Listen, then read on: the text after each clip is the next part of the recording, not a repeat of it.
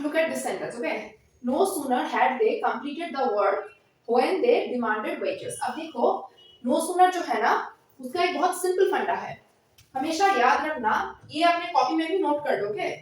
ये बहुत ही एक तुम लोगों के लिए बहुत ही एक मतलब यूजफुल एक रूल मैं बताने वाली हूँ नो सूनर को लेके। नो सूनर जो है इसके साथ हमेशा हाँ नो सूनर या इसके साथ हमेशा पास्ट परफेक्ट होगा या फिर पास्ट इंडेफिनिट होगा, ओके? नो सूनर के साथ हमेशा पास्ट परफेक्ट होगा या फिर पास्ट इंडेफिनिट होगा, ओके? और एक रूल, अच्छा ये देख लो, पहला पार्ट देखो, no sooner had they completed the work, okay? अब पास्ट परफेक्ट को हम कैसे आइडेंटिफाई करेंगे, कैसे बताएंगे ये पास्ट परफेक्ट है या फिर पास्ट इंडेफिनिट है या फिर और कुछ है? ये देखो यहाँ पे हैड है तो इसका मतलब क्या है? पास्ट परफेक्ट है।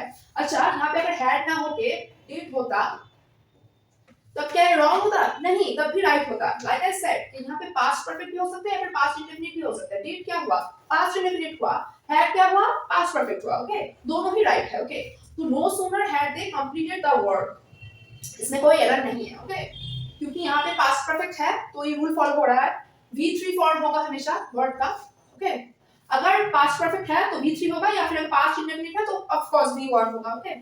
अब देखो when they demanded wages, अच्छा पहले सेंटेंस का मतलब बोलो तो no sooner had they completed the work when they demanded wages, मतलब जो काम दिया गया था वो कंप्लीट होने के बाद no sooner मतलब होता है क्या बोलो तो मतलब इमीडिएट जो हैपन हो रहा है, मतलब ये काम खत्म हुआ उसके बाद उन लोगों ने वेजेस डिमांड किया। वेजेस क्या होता है? जब लेबर लोगों को हम लोग सैलरी देते हैं तो उसको वेज बोलते हैं, ओके? लेबर लोगों के लिए वेज होता है, मजदूर लोगों के लिए।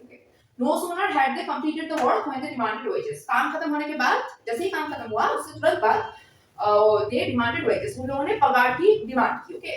अब देखो नो सूनर के साथ और एक रूल याद रखना, मैं बार-बार सोनर की लिख रही हूं।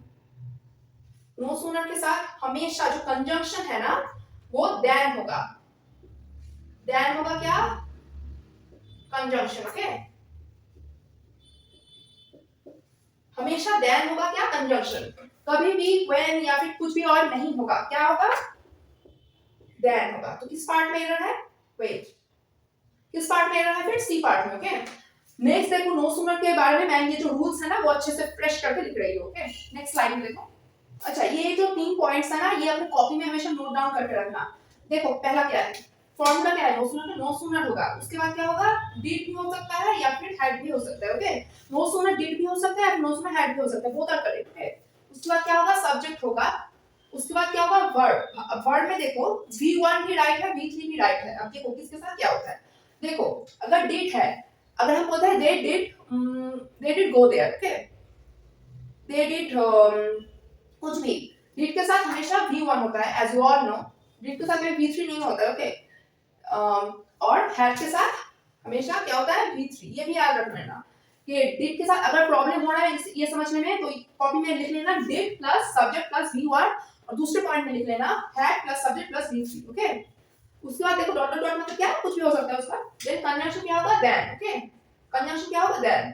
उसके बाद जो अदर पार्ट है सेंटेंस का वो। अब देखो नो सूनर के साथ मैंने ये बहुत ही अच्छे से लिख दिया है, ओके?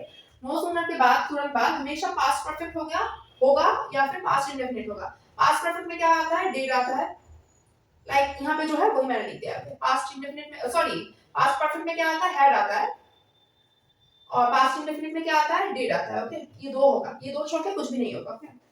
अब देखो यहाँ पे क्या है? नो सूनर के बाद जो कंजंक्शन है वो देन होगा हमेशा। कभी कभी तुम लोगों को बहुत चक्कर करने के लिए दे सकता है कि व्हेन या फिर एज, कुछ भी दे सकता है, लेकिन वो नहीं होगा, वो उस पार्ट में एरर हो जाएगा। क्या होगा? That, okay? और एक मैंने तो सब लिख दिया है, हाँ और एक रूल लिख लो कि नो सूनर के साथ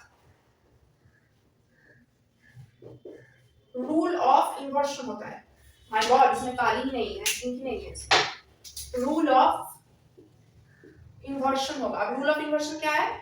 मैंने तुम लोगों को पढ़ाया था कि जब मैंने एडवर्ब पढ़ाया था, हाँ तब मैंने पढ़ाया था तुम लोगों को, वो वीडियो भी देख सकते हो। रूल ऑफ इन्वर्शन क्या है? कि नो सूनर के बाद जो पार्ट है सेंटेंस का, लाइक हमने जो किया पिछले वाले सेंटेंस में कि no sooner had had they completed the work when they demanded wages.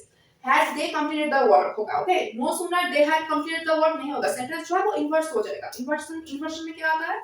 Word जो है वो पहले आता है, सब्जेक्ट जो है वो बाद में आता है. Okay, no sooner had they completed the work. अगर प्रॉब्लम हो तो नो सूनर के लिए वो एडवर्ब वाला वीडियो भी देख सकते हो. ओके, वहां पे मैंने बताया था रूल ऑफ इन्वर्शन होगा. ओके, सेंटेंस जो है वो नॉर्मल स्ट्रक्चर में ना होकर वर्ड पहले आ जाएगा और सब्जेक्ट बाद में आएगा. नॉर्मली क्या होता है, सब्जेक्ट पहले आता है उसके बाद वर्ब आता है, उसके बाद ऑब्जेक्ट आता है. लेकिन रूल ऑफ इन्वर्शन में सेंटेंस जो पलट जाएगा. ओके, वर्ड पहले आएगा और सब्जेक्ट बाद में आएगा. जैसे कि हमने पहले किया, no sooner had they completed the work when they demanded wages. यहाँ पे हैड पहले आएगा, दे कंप्लीटेड जो अदर पार्ट है वो बाद में आएगा. ओके, ये रूल ऑफ इन्वर्शन है. I hope you have understand this and I hope you have liked the video.